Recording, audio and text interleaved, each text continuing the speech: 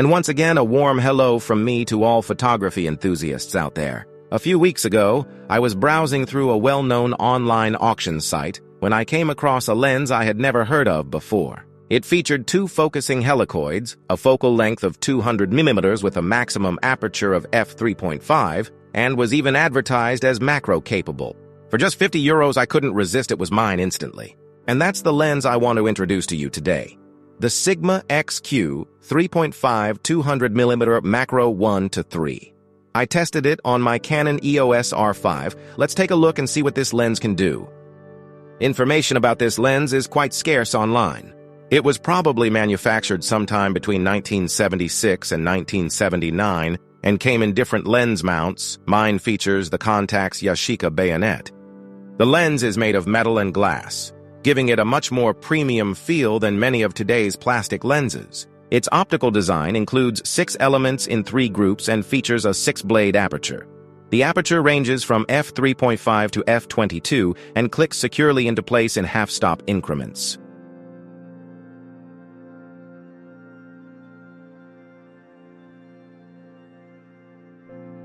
Weighing around 420 grams and measuring just under 12 centimeters in length, it's a fairly compact and lightweight lens, especially considering its macro capabilities. It takes standard 58mm screw-in filters. My copy even came with a metal screw-in lens hood.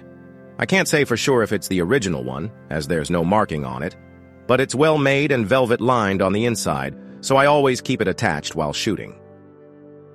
The lens cap is also made of metal and matches the lens perfectly. It's a push-on style and fits securely. Here's what Sigma had to say about this lens. It offers macro focusing capability down to 1:3 life size, while its 200mm focal length still allows you to easily fill the frame with distant subjects. A floating element design helps minimize distortion across the focusing range. The Scalematic image size focusing system enables quick and intuitive operation. For fast scene changes, the lens features a dedicated quick focusing ring. Maximum magnification is greater than 1.5 using either the quick focus or macro ring, and approximately 1:3 when both rings are combined.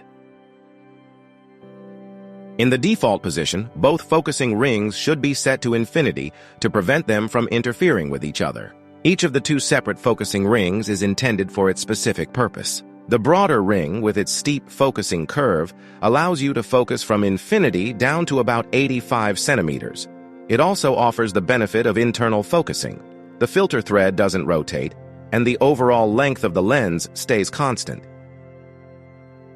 The narrower ring is designed for fine focusing and enables very precise adjustments between infinity and about 1.75 meters. To go from infinity to the closest focusing distance, this ring requires a bit more than a 3/4 turn. Manual focusing really becomes a joy here. With this ring, the front lens group moves, which causes the filter thread to rotate and the lens to extend slightly forward. But what exactly does Scalematic mean? Scalematic is a term Sigma used back in the 1970s and 80s for a special type of focusing system, mainly found on telephoto and macro lenses like this one. It's not just about getting things in focus, it's also about controlling how large your subject appears on the image sensor. In other words, the reproduction ratio or magnification scale.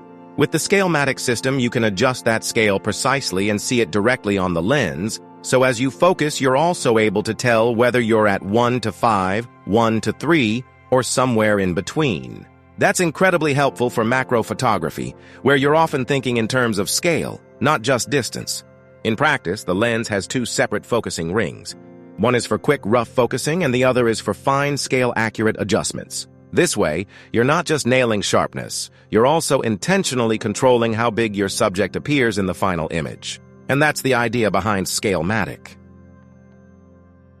To take macro shots with the Sigma, you first set the broad focusing ring to its closest focusing distance. Now the fine focus ring comes into play. With it, you can move even closer to your subject and achieve macro shots with a maximum magnification of 1:3. The minimum focusing distance from the sensor plane is approximately 60 centimeters. Due to noticeable spherical aberration at that close distance, and the resulting difficulty in achieving critical manual focus, I can't give you a more precise measurement here. But we'll talk more about optical flaws and aberrations a bit later. By the way, just like on cameras originally designed for film, the sensor plane is marked with a circle crossed by a horizontal line.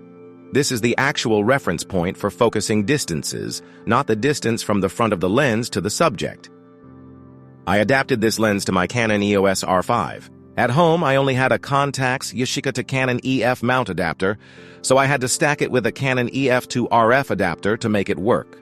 But that's no big deal for me. Almost all of my Canon autofocus lenses still use the EF mount, so by now, I've pretty much become a little adapter expert. I use the Canon adapter with a drop-in filter compartment. That way, I don't need to carry around multiple filters for different thread sizes. It really simplifies things. As my go-to filters, I use a polarizing filter, a neutral density filter, a clear filter, and a pro mist filter.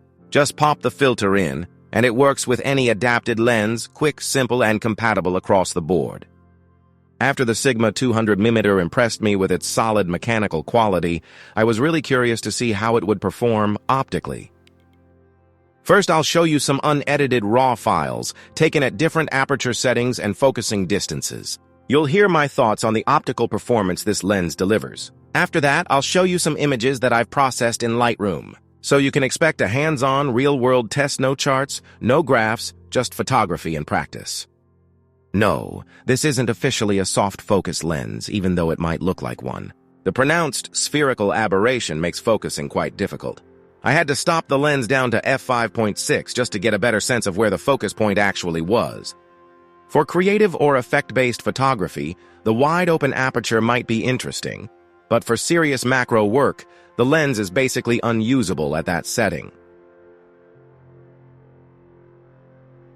If you're planning to shoot macro and want to avoid the soft focus effect, f11 is the first aperture setting that actually delivers usable sharpness. Of course, modern lenses like the Canon EF 180mm f3.5 L macro I've reviewed before offer outstanding image quality and the convenience of autofocus. But they also come at a price, easily 12 times higher than this vintage Sigma lens.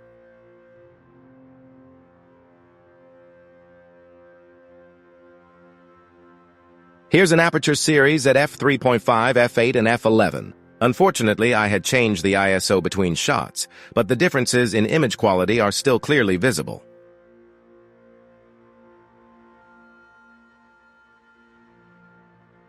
The lens performs significantly better at medium focusing distances. At around f8, it already delivers decent image quality. However, don't expect edge-to-edge sharpness. Though in most macro or close-up situations outside of reproduction work, that's rarely a real concern anyway. For focusing at infinity, I use the broader focusing ring. For close-up shots, I use the narrower fine focus ring. Even when shooting at or near infinity, the results were similar.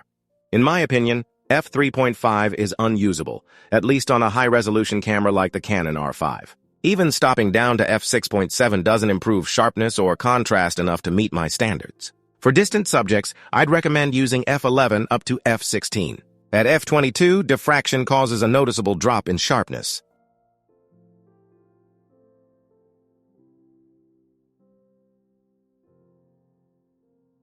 Chromatic aberration is visible in some situations when shooting with a wide aperture and can still be slightly noticeable even at f5.6.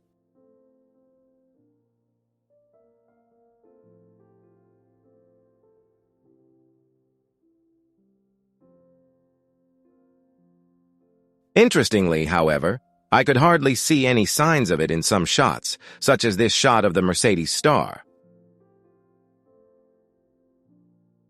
And only a slight hint of chromatic aberration on the rooftop. Oops, almost forgot to show you 3 unedited test shots. Here they are. To sum up the optical performance of this lens, stop it down. Avoid shooting wide open and stick to the old saying, when the light is great, shoot at 8. Well, it doesn't rhyme like the original German version, but you get the idea. Anyway, the main point is, use at least f8 whenever possible. Maybe you enjoyed this look at the Sigma 3.5 200mm. If so, I'd really appreciate a like, and feel free to share your thoughts in the comments below. Every new subscriber helps me keep this channel going, so don't forget to hit that subscribe button. A big thank you to everyone who's been following me and my videos so far. To wrap up this lens review, I'll now show you the edited images I promised, processed in Lightroom. Thanks so much for your time and interest. See you in the next video.